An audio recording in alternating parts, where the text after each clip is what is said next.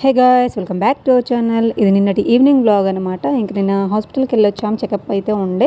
ఇంకా వెళ్ళొచ్చేసరికంటే చాలా లేట్ అయిపోయింది. ఇంకా చాలా ఆకలి అవుతుంది అని చెప్పేసి మా ఆయన అయితే చికెన్ అయితే తీసుకొచ్చారు.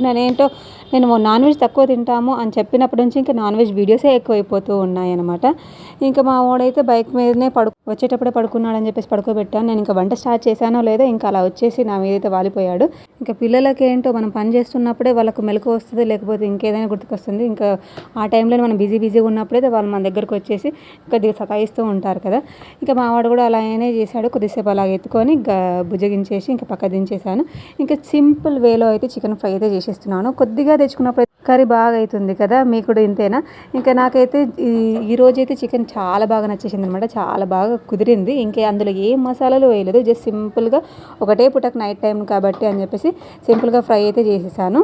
ఇది చూడండి ఎంత యమ్మీగా కుదిరిందో. ఇంకా లాస్ట్కి అయితే మసాలా వేసి దించేసాను. టేస్ట్ మాత్రం ఏ మాట కామాడి చాలా బాగా అయితే వచ్చింది. ఇంకా ఫుల్ ఆకలి మీద ఉన్నాం కదా, ఒక పట్టు పట్టేసాం అనమాట. ఒకటే పూట ఖతం చేసేసాం.